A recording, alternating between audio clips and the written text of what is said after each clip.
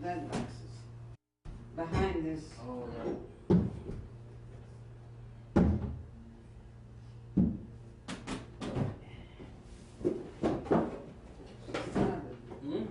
She started to arrange. I don't think it's finished.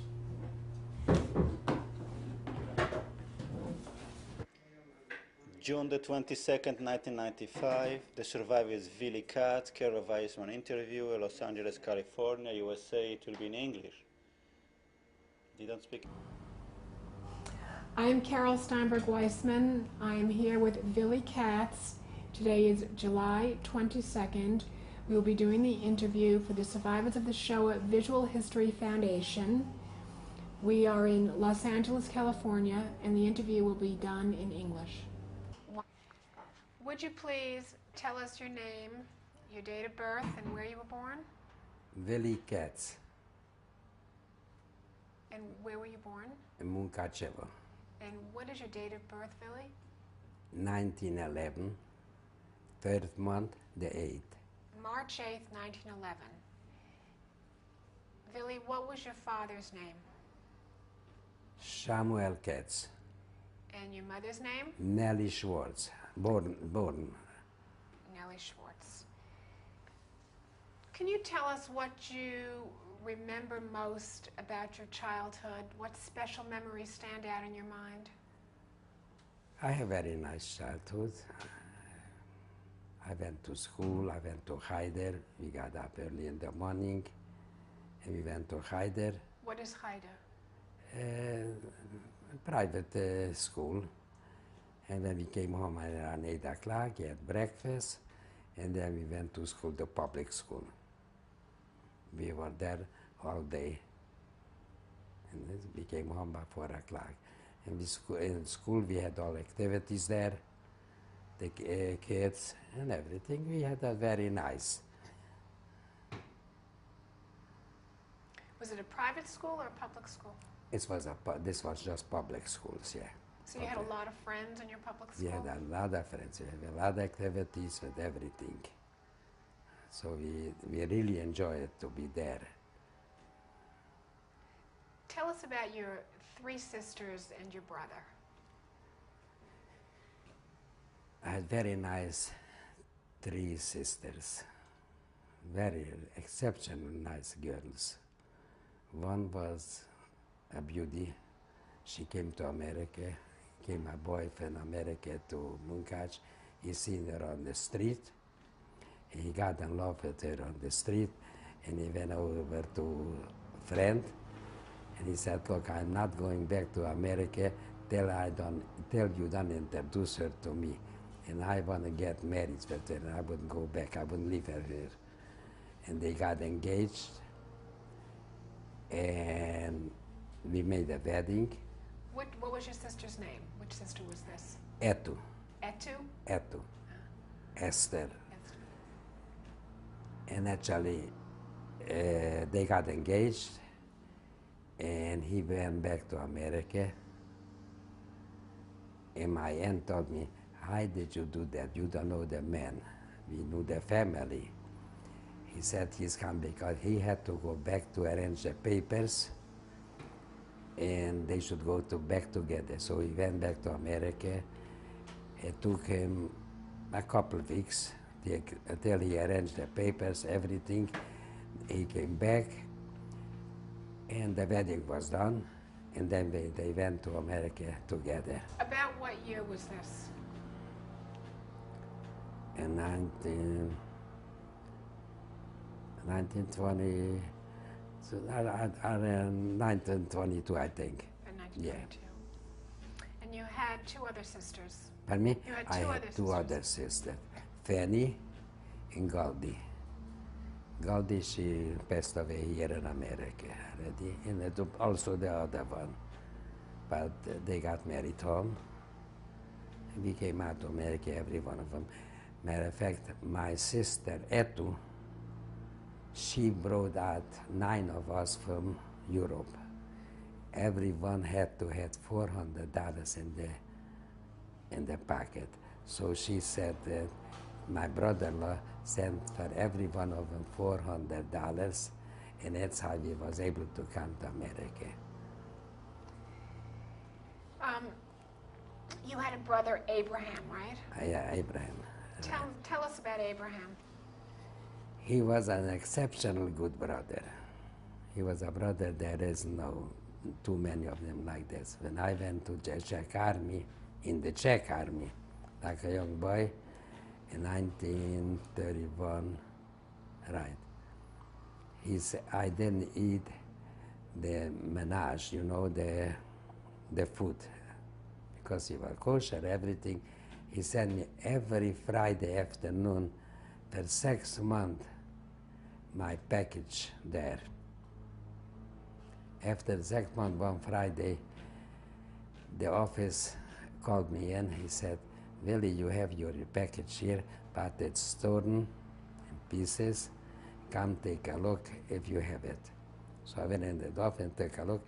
Naturally, a lot of stuff was missing, and a little bit they left for me too there. So I said to myself, it's no use to do those things. And I wrote a letter, don't send me anymore. I'm a soldier like any other one. I have to do this thing, and I have to eat the same thing like the rest of them eats. And that's how I went on. And my brother-in-law used to come to Prostayov. There is a big factory, clothing factory. He used to have the store there in Munkacs, clothing store. Your family had a clothing store? My brother-in-law. And I was with him, and then he took me over with him to Prostayov always. He brought me packages. He took me over to the factory there. The sergeant made adapt the thing. I should be able to go away for a day or two. Actually, I did give him something, you know, and that's how it went on. And it was very nice. It wasn't bad. So you have very good memories of your family. Tell us about your mother. My mother,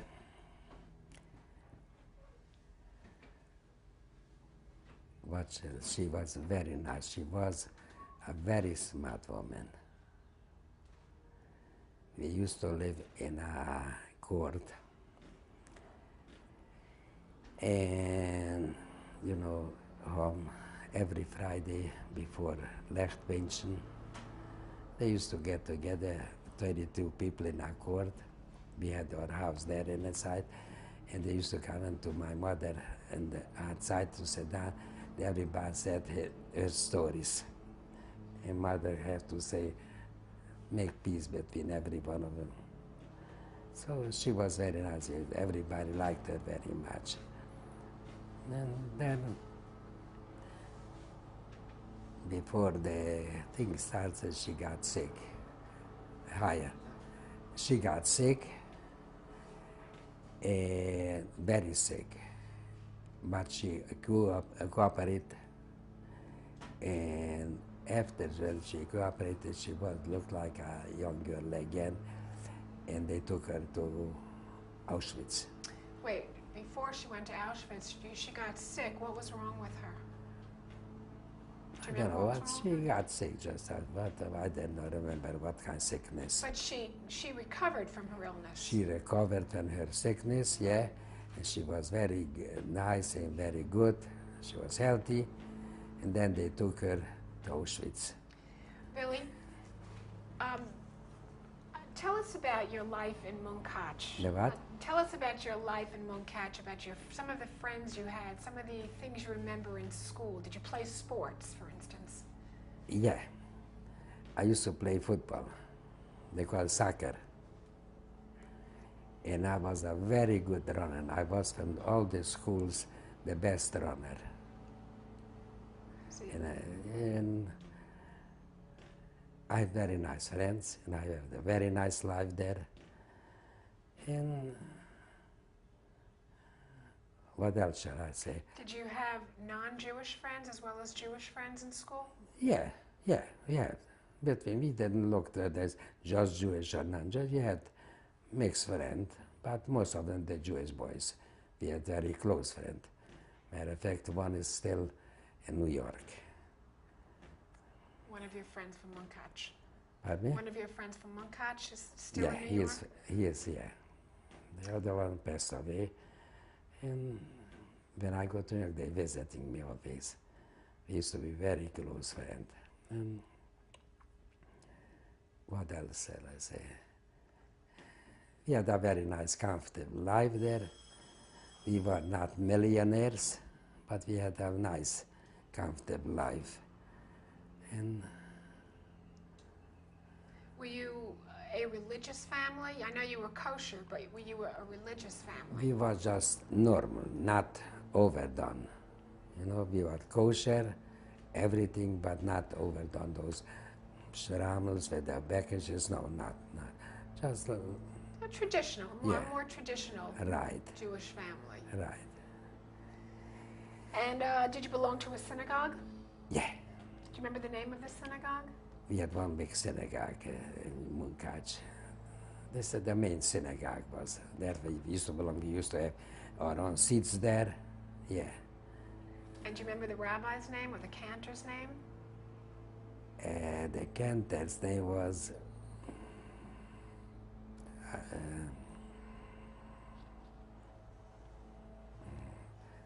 I know it. I know, but I couldn't say it. Okay, you can think of it But after. I will remember later. Okay. Did you, while you were in school, did you belong to any clubs, organizations? No clubs, no organizations, no. We just had our own friends. We used to go together always, but not to belong to a special club. No. Do you remember your bar mitzvah? The bar mitzvah? Partly. I don't know bar mitzvah because we learned there. We say the bar mitzvah in shul, the prayer in shul. And then we had a nice kiddush. We had food and everybody said, Okay. We are back again. Okay, continue. we had very nice friends. We used to go out Sundays to our vineyards and to have there a good time a little bit. And that's how we spent the Sundays. And it was very nice. And did you have girlfriends that you remember? Oh, we had girlfriends naturally. Yeah, but friends, sure. Vili, when Hitler came to power in 1933, was your family affected at all? What means affected? How did your family react when they heard about Adolf Hitler? It was a shock. What's ahead? Like we didn't know actually what they do. Then we find out because we was in Munkach, and it starts in Poland. He must know it. And from Poland, they start to emigrate, to run away. The Jews started The to Jews run away. run away, and they all run through our city. And matter of fact, once happened, it was in a Yom Kodesh. What is that? Yom Kodesh,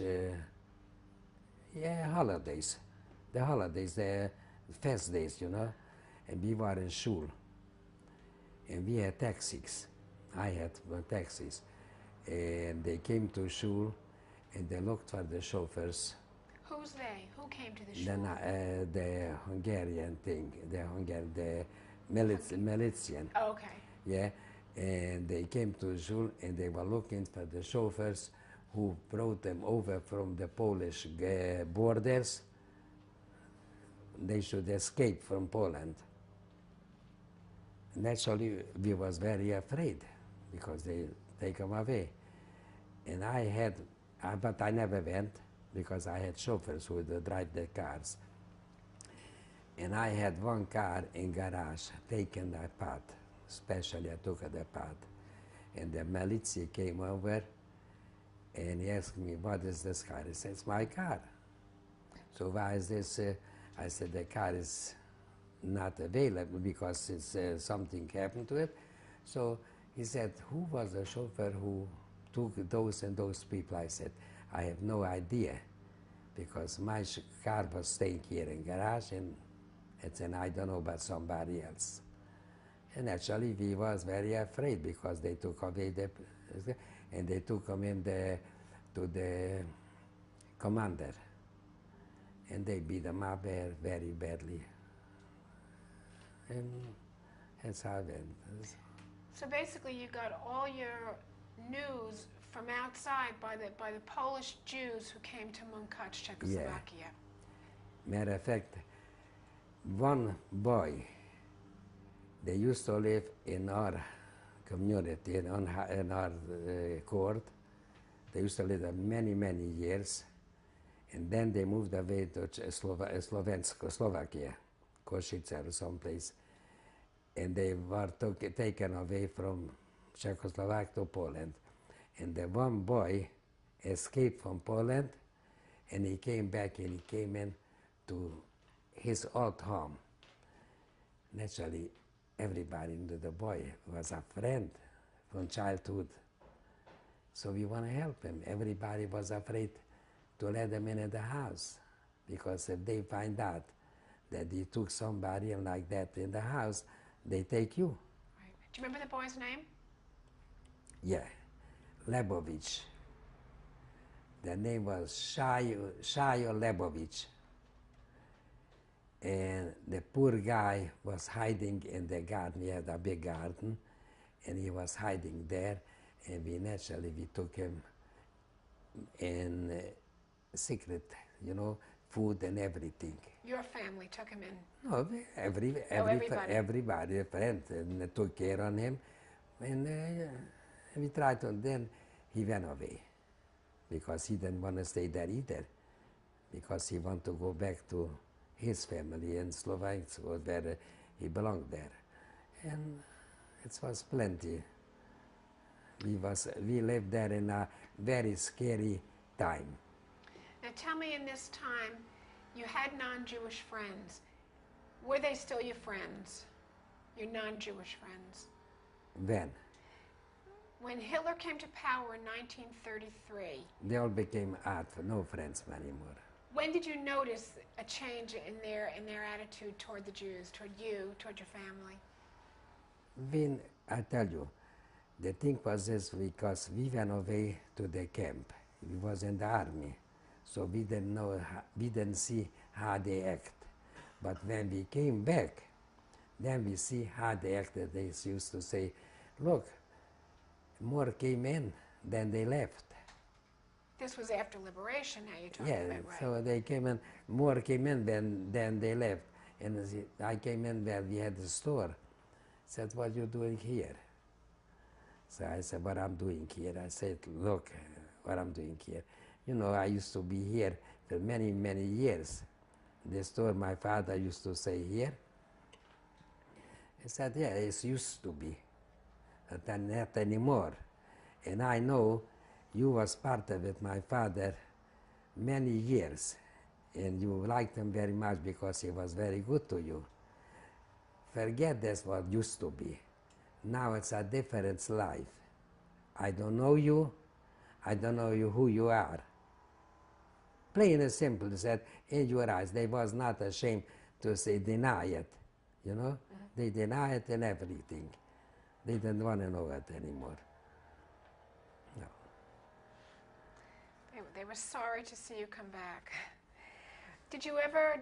When you noticed all the trouble, when the Polish people came to Munkac and told you what was happening, we were afraid. You were afraid, but did your family ever think that you should leave? Did you ever talk about leaving the country? We couldn't leave. We couldn't go no place. My mother said in the beginning, we are afraid it shouldn't happen here too. She had some kind of feeling that they go and do with theirs the same thing. And that's what happened. When they came one day and they said, everything pack, nothing to touch from the house, just to go out from the house. And they took us into there was a place, they took all the Jews there. And from there we were staying there, not me, because I was not home. And where were you now? I was already in the army. Right. But the parents, they took him like a camp, you know. Vili, about what year was this? This was in 33. Okay. And they took them there, and from there, they took him to Auschwitz, all over where they took him. This is 1943. 43, 1943. 43, not 33, 43, yeah. So they were never really in the ghetto, just that for a very They short took- time they took they them took out of him the to, house. They took him to the ghetto. In Munkac, though, In Munkac. They took him to the ghetto in Munkac. And I don't know how long they were there because I wasn't home. Because So it was your two of your sisters at this point, because one sister, Esty, was living in America. So it was two of your sisters and your brother Abraham and your mother. Abraham was also in the army, in the Okay. camp, yeah. Okay.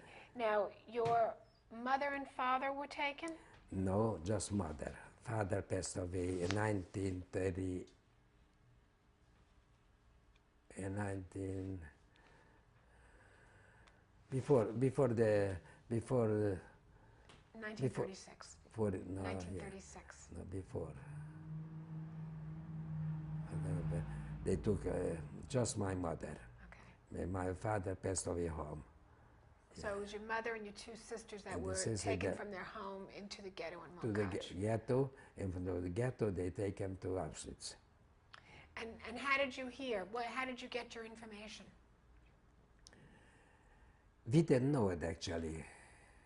We knew they took him when we came home, we got liberated. We came home 1944. Then we came to Munkac. And the city was empty because there was no Jews at all. I think we were the first Jews who came into the city. And I see across the street, a man stays there. I see, look, I holler, isn't that my brother Bumi? I said, Bumi, it's, so Bumi, it's you? So he hollers back, Vili, it's you? Yes, yeah. So we get together, just was across the street. And then we started what we should do, where we should go, where should we go. So we start to go to our home. And on the very way home, a Russian soldier pulled us in to the to the alley, you know, and he said, "Do you have watches?" I said, "Yeah, I have a watch, so give it to me." I couldn't say no. And we went on to the commandatur. He said, "Look, we just came up, we are Jewish people. We have nobody, and your soldier took us away." So he started to holler, "You think this and this, that for the German you gave everything, and now you complain that the Russian soldier took away your watch?" I said, then I wept up my mouth and I said, "Nothing." So turn around and go home. Where is your home? Well, you had no home. So we went where we used to live. We got there, it's empty, nobody there, nothing there, somebody is in the house. So we couldn't go, so we went there to a place where we had a meat market. And there was an empty house, by the friends, and we opened there a meat market. But before this all happened, what information did you have on your mother and your sisters that had been in Auschwitz? Did you know they were dead at this point? No, no. They took them away, and then they came home from Auschwitz. They came home. Your mother and your two no, sisters? the mother not. Your mother died It's in Auschwitz. just the two sisters. And Golda and Fanny. Fanny. They came home. My mother, they put them in the gas chamber. Just my two sisters came home. And when they came back to Munkac, they came to your house? Yeah, they had their own home, but they couldn't live there because somebody was there. Right. So we went all together in one house. Where did you finally meet each other? Where did you first see them? In Munkac. In Munkac. They came straight to Munkac. And yeah, then we lived together. And we start to open a meat market again. So we went out to the farmers and we bought cattle and we slaughtered them and we sold meat. The only one butcher was in town that time. And we made our living there. And a lot of people, friends, not friends, who came in, they came out to us. We gave them to eat, everything, because we had already planned to eat. And there was like a Volkskoch, you know? No, what is that?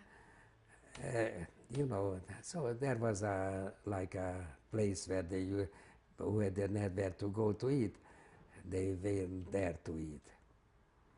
And that's how it was. But many people came to us. Willie, let's go back and talk about your experiences in the labor camps. Let's go back to 1943 or 44. In what labor happened camp? to you? You were in the army first? I went in the army in 1943. Which army? In the Hungarian Army. And I was there for a while. I don't remember exactly how many months. And then they transferred us to the labor camp. We was not responsible people, Jewish, because we were like drivers by the cars. We was drivers. We drove. We had the garages in Košice. We was working there by the cars, everything. And then, from there, they took us away and they transferred us to the labor camp already. And where was the labor camp? Labor camp, we were from Košice, they took us to Romania, to the city, different cities. We went from one city to the other city. And then in the end, we find out on the woods where we made the bunkers. Mm-hmm. As a job, you were building bunkers? Pardon me? As a job, Yeah, you were building bunkers. They gave us, they showed us what we should do.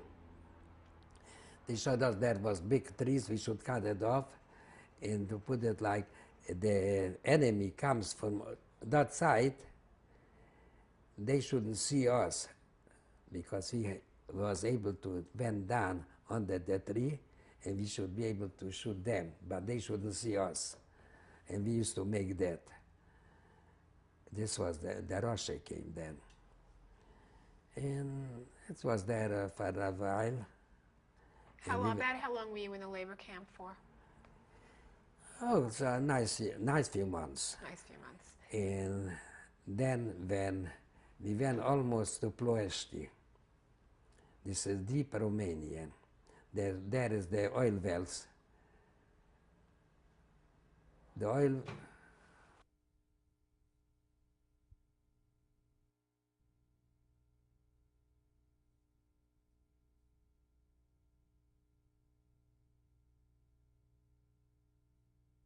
To interviewing Vili Katz.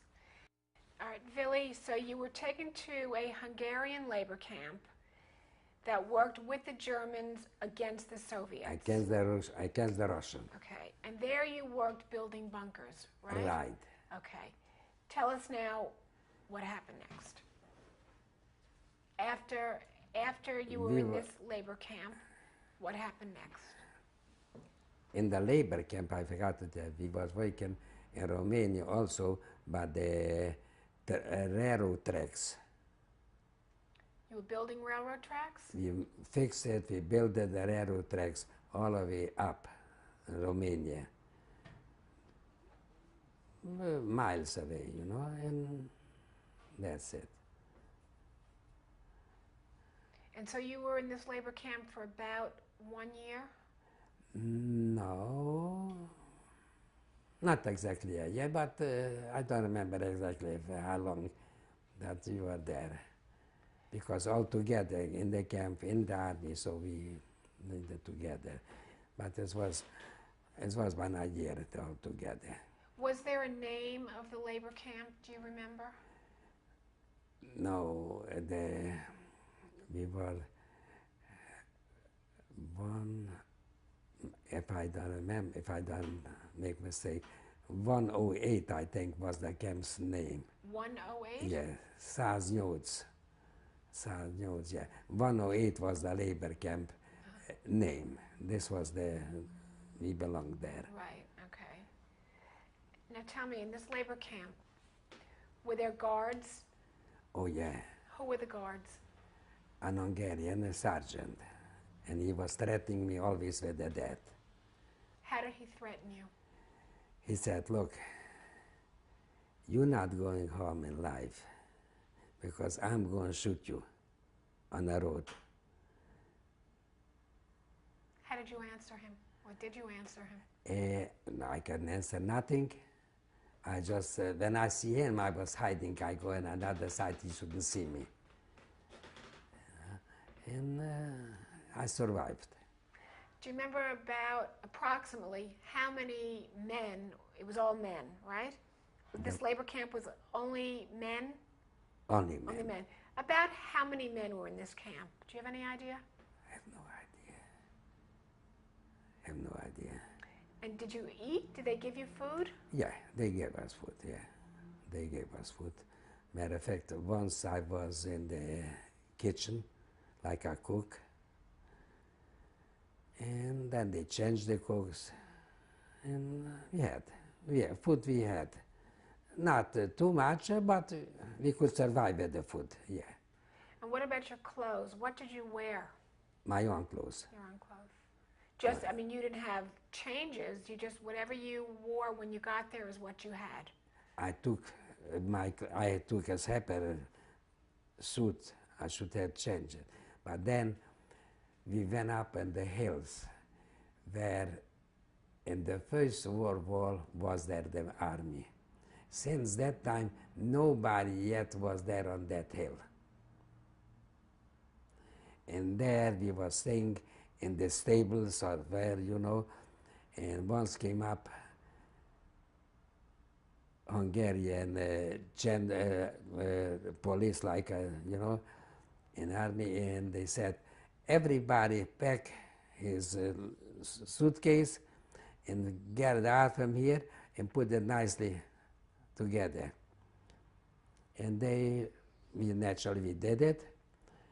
And then they went, they searched the packages, what we have there, and for instance, I had a nice pair of pants and a shirt. They took this away and they left us just the torn, what we wear every day.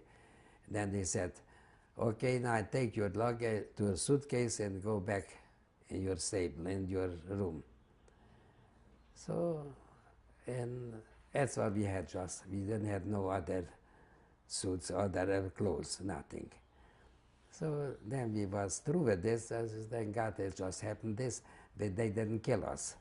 Because we thought they coming up, soldiers, with munitions, with everything, they're going to shoot us right away, but it wasn't there. Now your brother Bumi was not with you. Pardon me? Your brother Bumi was not with you. My brother was in the same, on the same place, on the same hill, because this was big like a half a city. And he was on the other side with other people for another regiment, and we was on this side with our regiment, and we didn't know from each other. You didn't know he was there at the time? No, we didn't Okay. know, never. Where did you think he was all this time? We didn't know. We didn't know from each other. Nobody knew it because we weren't allowed to know to write to each other. And so he don't know that I'm here on the side and I don't know here's on the other side because there was many of them. But when the Russians start to come and pushing us back, then little by little we start to get to our city, and then we escaped because we didn't want to go. They wanted to take us to Hungarian, to Budapest. But it happened and we went on this side and we came to Munkács. And in Munkács we meet each other. Right.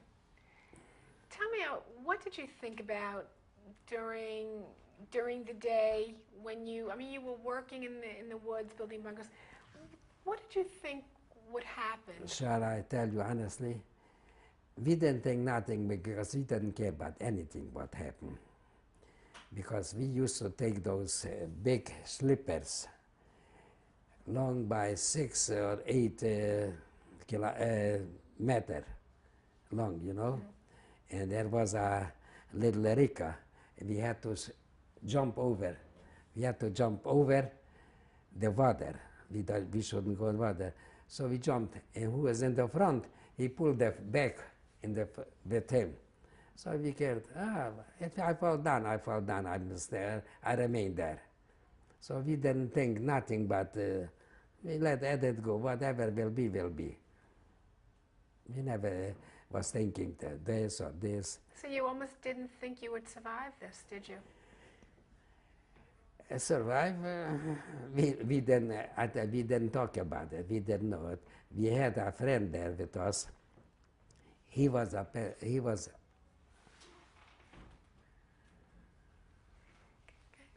optimistic, you know. He said always, "We gonna get killed any day." And we told him, "Don't you ever talk like that, because we want to survive." So there was people who didn't think about it, and there was people who was waiting for the moment we should be survived, we should be get free. And thank God that we got it. Did you ever think about Jewish holidays, seeing your family again? Did you ever fantasize about what would be if you did survive and things you would do? We didn't have time to think about those things even because we were so occupied. We were so watching with everything there in the last minutes already that we didn't have even time to think about what could be.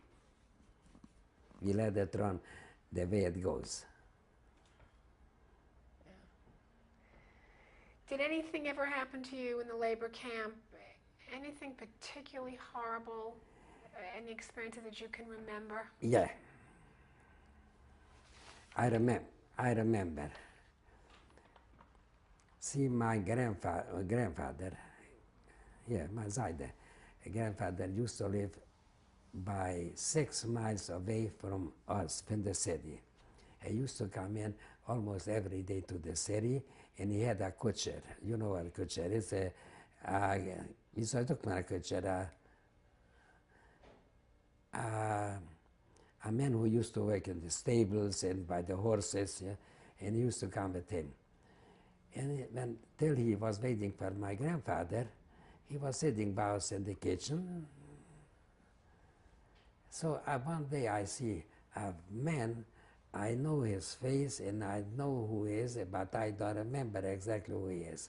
So when he came there, he said, "Oh, you are Ivan. You always come." I said, yeah, you remember, yeah. And he used to be so mean to me. Then he constantly started to kick me in my knee. And now I remember why my knee got so bad. And once I want to go out in the bathroom, and I asked him, "Can I go in the bathroom?" He says, "No." No. This was in the labor camp this was happening. Oh, okay. I said, "No, it's no, I can't help it." He said, "Yeah, you go, but I go with you, and I want to see if you really have to go. So I was afraid already from, then he's going to watch me. I wouldn't be able to go already. So he came and I went and I was sitting there with me till he sees I had to go to the toilet. So things like that. So he was particularly cruel toward He you. he was very cruel. It was very bad. What about when he worked for your grandfather? Was he nice then? That time he had to be Right. nice because Right. Yeah. So what happened toward the end of your stay in the labor camp? to the end of we get home. We catch the horse and wagon on the road coming. This was after you were liberated or right before you were liberated? When we got liberated already, so there was horses and wagons on the road. So we were there 4 or 5 boys, and we took a horse and wagon, and we all sat down in the wagon and we came. Whoever went down, whoever hit his city, he went down, and the rest of them took the horse and wagon, went further. So when we come to Munkács, so I said my brother, and the rest of the guys said, okay, Vili, thank God you are home, now we're looking forward to get to our city. And they sit on the wagon, and they went further. And that's how it was. And then later on, we got in touch with those people. Yeah, we want to know why everybody is, and everybody said his stories. Right. Now, you were married before. I you were in was labor married camp. before I had a child. I had a wife, a very nice, good-looking wife, What was her name? Piri Tenenbaum. Yeah. And when did you marry her? Do you remember what year you married I married her in 1933. In 1933. And tell us about your life from 1933 to 1943. I mean, with your wife and your son. I was home very, very little in all the times because we constantly went into the army here and there, so we lived very, very little together. But I knew her a long time before we got married. I knew the whole family because they used to live right across the street from where we had the meat market. So we know each other. And we used to go around together with the girls because we used to be friends. And we used to always go Shabbos and Sunday. We used to go out together and for many years. And when your mother and your sisters were taken out of their homes to the ghetto, I was Pearl, no, I know you weren't there, but Pearl and your son were also taken in that roundup? They also was taken. They all was taken at the same time. The whole city. The whole city was taken at the same time. This was taken by the Hungarians. Right. And how old was your son? My son was about a year old. About a year old. So you really didn't get to spend I much time with him? hardly knew him because I came home just for a day. I escaped from Košice. I should be able to go to Munkács.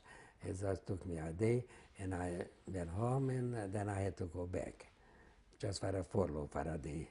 Right. Yeah. Okay, so now you're liberated. Who liberated you? Who liberated? Yes. How shall I say, the Russian? The It was Russian. liberated by the Russians. In 1945. 45? 1945. Looks like. Okay. 45 or 44, I don't remember having. I don't, in October, I think it's in October. Okay. 44? Okay. 44 or 45? Okay. I know that. Then we were already in Munkács, and the German was shooting from Chop to Munkács because they were still not far away by 40 kilometers from us, and they were still fighting. Yeah. Okay, so you're now back with your brother. You've gone into business. You've found Oh. your sisters.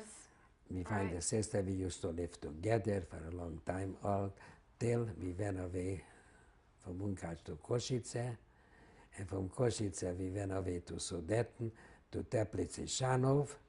We used to live there together, and then we got the papers for my sister, letter and piece, to America, and then we went in. I went in first. I could have taken that time Czechoslovak, the whole Czechoslovakia with me. Nobody looked at me, but I'm taking anything. Right. But my brother, he was captured already in the whole family, and they took away from him everything. He just came, like you say, naked, already to America. And do you remember the name of the ship you came on to America?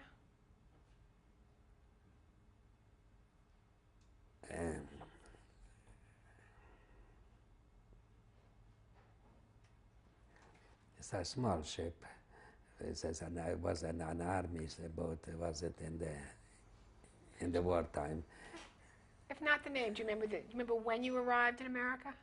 Pardon me? Do you remember when you arrived in Yeah, America? in April. Day or 2 days before Pesach, What year? 48. 1948. And were you remarried at that point? No, I wasn't married yet. And okay, so you came to Oh, America. when I came to America, When you came to America. I was married, yeah, because I married my wife in Czechoslovakia. When did you meet Helen? I know her from childhood. I Oh. know her because we are actually relatives. Oh, We are actually relatives, yeah, because their parents were second cousins, so we knew each other. We used to come to them, they used to come to us too, but she was also married. so where did you meet up with Helen after the war?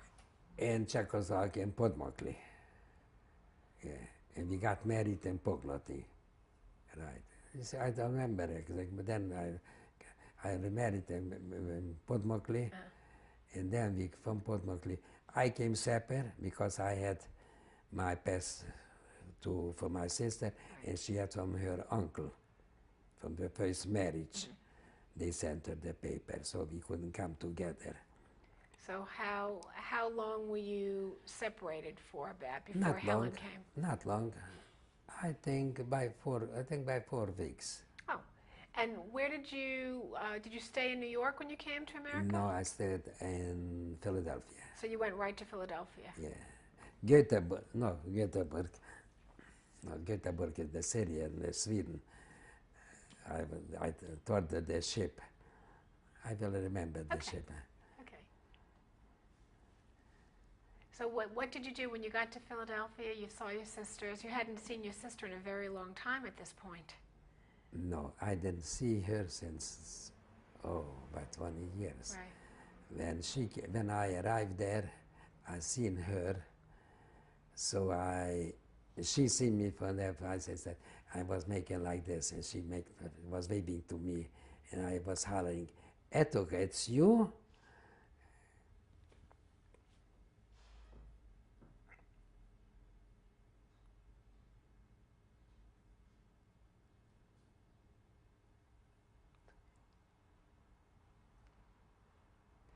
But they were very nice to me. They could be nicer people. So my sister could be nice, but the brother-in-law is a stranger. But he was nice. I came to him. He said, he gave over the hotel, this restaurant. He said, you become the manager, you become the boss. Whatever you say, it's going to be. And his children had to ask me permission to do something. That's how nice he was. Because they were happy I'm here, and I could do everything for them. They was already free people. They could go wherever they want. So it was very nice. He was exceptional nice. I don't think there is any more such a nice people like my brother-in-law used to be. You were lucky that you had a very special family. It was very nice.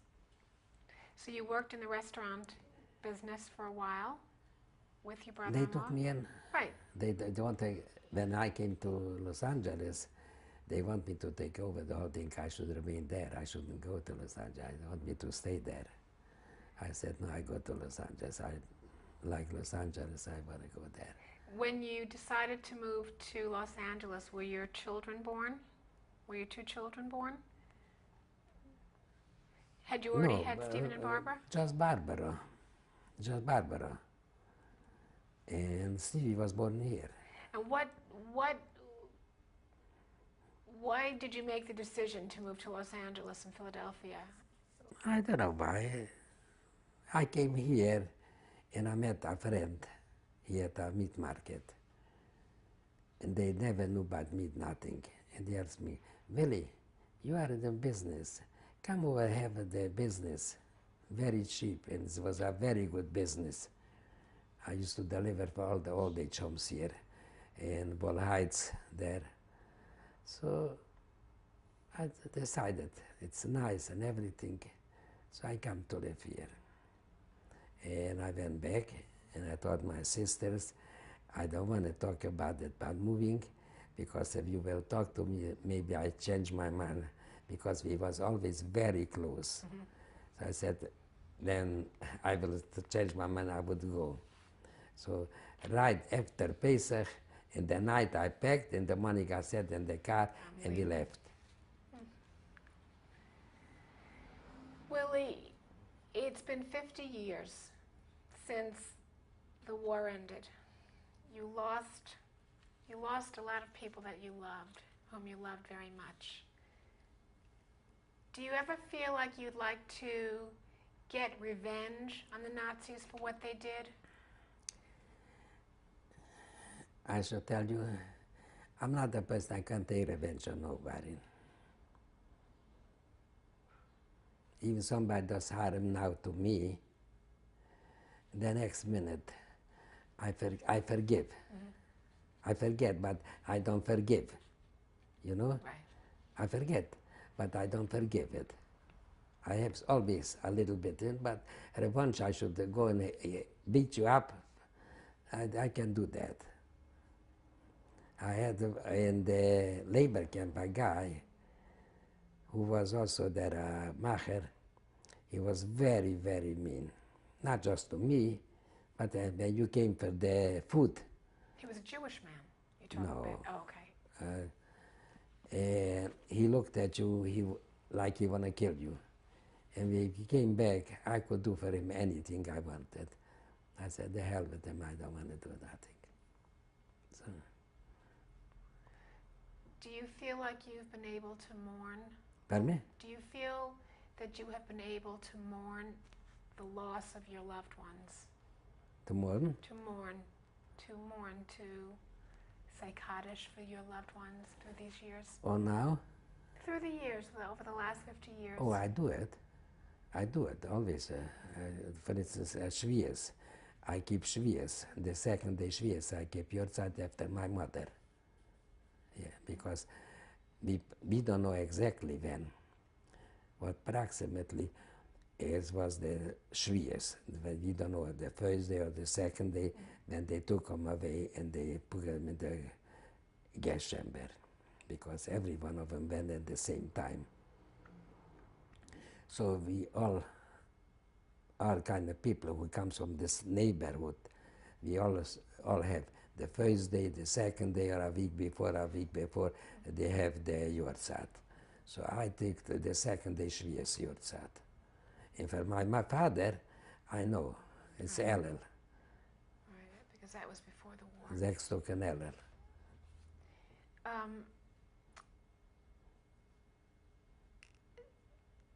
During the time you were in the labor camps, and now you've lost your family in Auschwitz, did you ever wonder, where is God? Is there a God? Why is he letting this happen?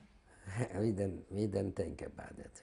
We didn't think about it. You was worrying by yourself that time, how you survived the day. because when we went to bed in the night, the rain came down, and in the bottom was rain too, was wet, so you was very high, you could cover yourself, the rain shouldn't hit you. So it's a different thing was that.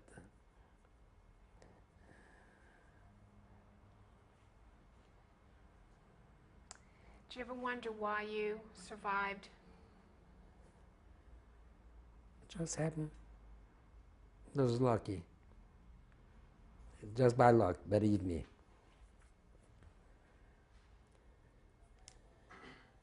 You say you didn't have time to think, you just wanted to get through the day. But did you ever wonder, if I survive this, I want to tell the world what happened? This year. How many times?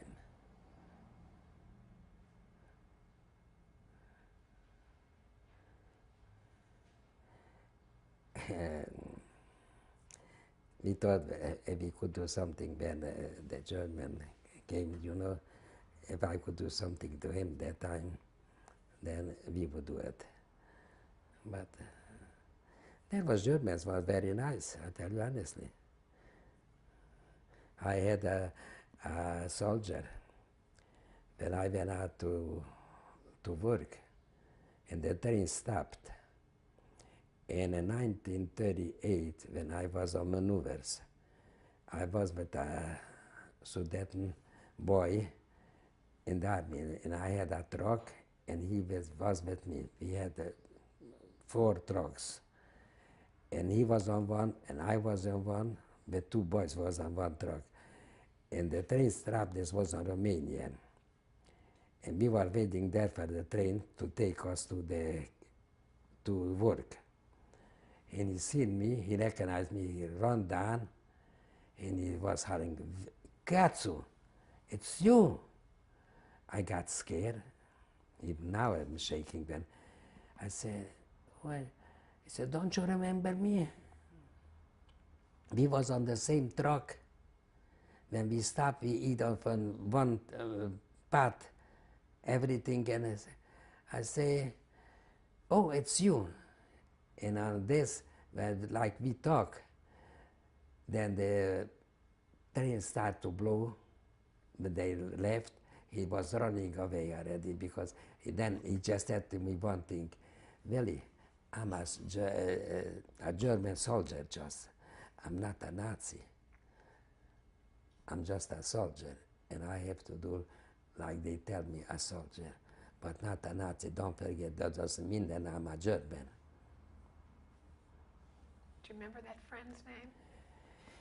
No, I tell you honestly, no. But this remember, this I never forget when he told me this. I'm just a soldier, I'm not a Nazi. Did you think there was much of a difference at that point between being a German soldier and being a Nazi? Did it Oh make yeah, it? sure, Yes? there Yes? is, there is. Yeah, a soldier didn't do to you nothing, because he just did his duties. There is Germans, nice, everything was. The Hungarian was worse than, you know, the Hungarians, they were worse than the Germans.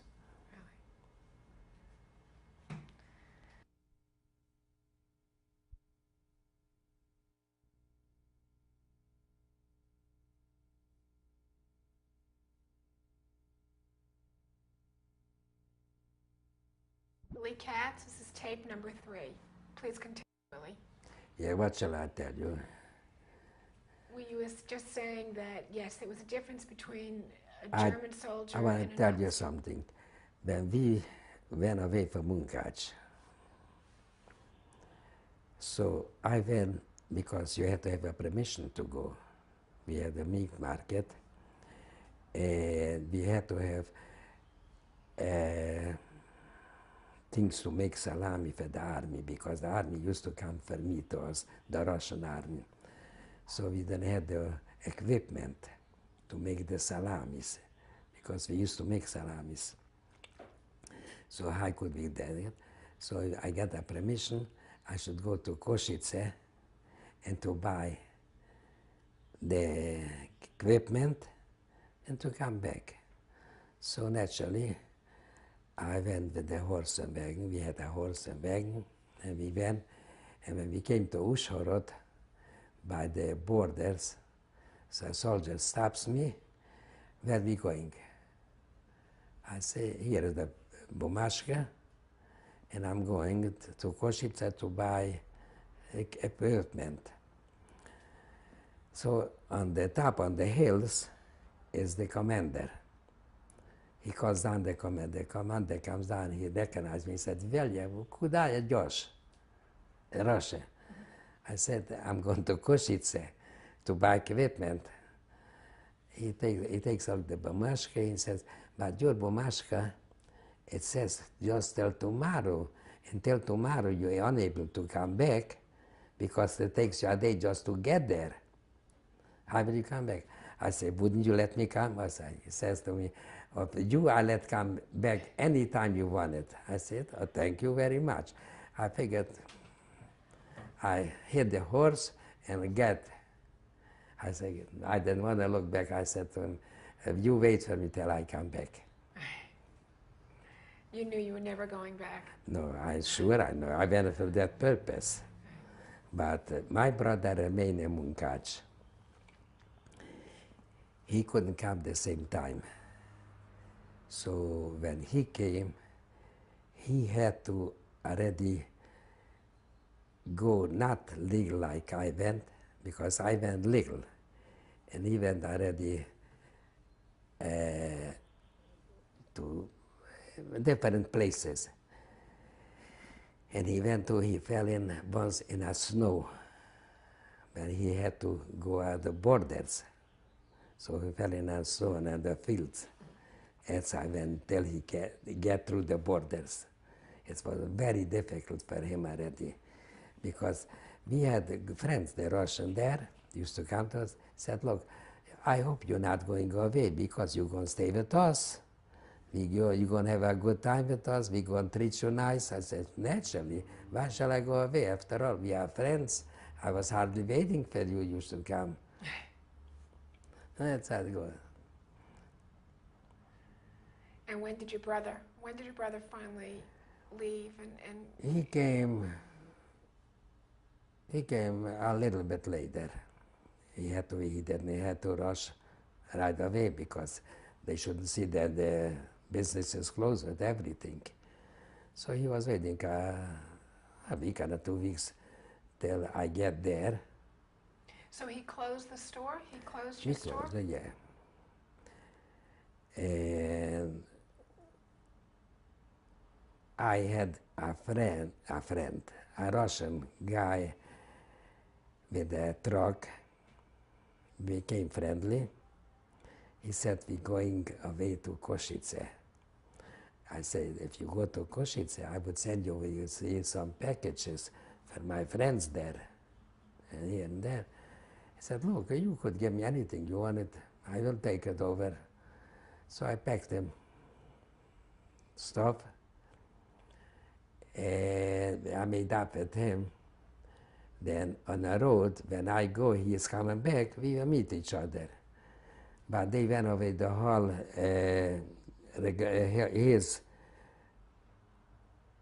his regiment, you know, moved away from there. Right. So he packed my stuff too, and he never came back. He took my stuff with him. So. But you didn't really expect him to meet you, did you? With I your did. stuff? Or you did? I expect him that he'd take over my stuff. He's going to leave it there. I had worth stuff there. So it was a lot of things. Are there any other stories that you could think of that you would like to share with us?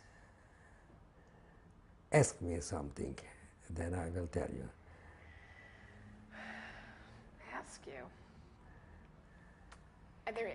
Is there anything else that happened in the labor camp, for instance, that you haven't told us? Any specific incidents? In the labor camp? Yeah. But let me ask you a question. You said that the soldiers were Hungarian soldiers, the guards were Hungarian? In the labor camp? Yes. Hungarian. Okay. Were there any Jews who were what they called in Auschwitz the Judenrat, you know, the Jewish guards. Did you have any Jewish guards in the labor camp? No. No. So there were no Jews against Jews. No Jewish guard. No, no, Yeah. no, no, no, no. I remember once we got very scared. Like I told you, we had the trucks. We used to go with the trucks out. We used to repair them. And once there was the labor camp boys in the same yard, you know, and they want to go out a little bit. So I told them, look, jump on the truck, and when we going out, I take you to the gates. Right. And once we stopped, we want to let them go down, and there was a few officers, big officers, and they see us. Then we Jewish, the truck, and we took them out from the camp, and we let them down. So we didn't stop already. We just run away. We didn't want they should catch us, because if they would catch us, we would be in a big problem. Right. Vili, is there a message that you would like to leave for your children and your grandchildren and the rest of the world? The what? Is there a message that you would like to leave for your children, for your grandchildren, and the rest of the world concerning the Holocaust and what happened? What message would you like to leave? I hope they shouldn't go through those things what we went through, because this was really terrible. Whoever did it and who doesn't know what we went through, they don't know nothing, because people today's days, they don't want to believe it. They say it's just a propaganda, because to go through those things what we went through, even when the Polish people escaped and went through to our city, we was shaking in the house, even we was innocent, but we was afraid every minute that they come into the house, the police, and they will search you and everything. Then we help them to escape. This is a thing what people doesn't think, then what scary thing we went through. You could imagine when we went in school, a big holiday, and the militia comes in, and we stop to pray. They go and everybody to search, to look for the chauffeurs. Who took those people from the borders in? Right. Yeah. Oh. In summing up, is there anything else that you would like to share with us that you think we should know? We should have a nice life. That's it. And we should be healthy, and we should have nice things to say after this, what we went through, and not anymore to talk about the past. Let me ask you one more question. Has the experience of the Holocaust and your experience in the labor camp, has it affected your everyday life? Everyday life was scary. Okay, I'm sorry. Everyday life was scary. And what about since the war ended? Has your experience in the Holocaust and the labor camp affected your everyday life over the last 50 years since you've been liberated? I tell you, personally, I never want to talk about it. I want to forget it. You know, because when you think about it, then you feel bad. And just the other way, you happy when you are through with it, and you don't have to talk about it. Because I really don't like to talk about those things, what happened. You said when you're through with it. Can you ever really be through with it?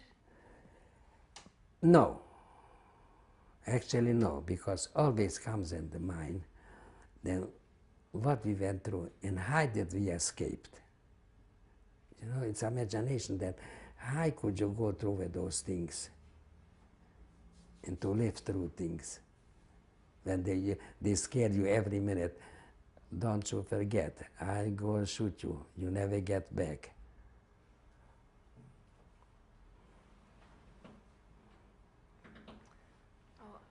I want to say thank you, and I'm so happy you're here 50 years later to share your experiences with We us. should be the next 50 again. Alibi. Right?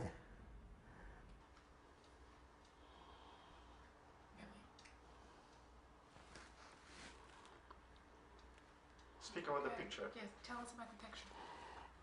This is me, Vili Katz, in the Czech army in 1931.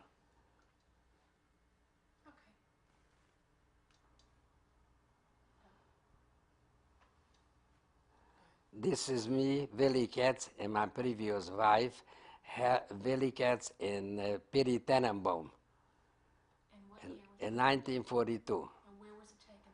This was taken in Munkacs. Okay. This is Vili Katz and Helen Katz, my wife, and this is taken in 1947 in Podmokli, Czechoslovakia.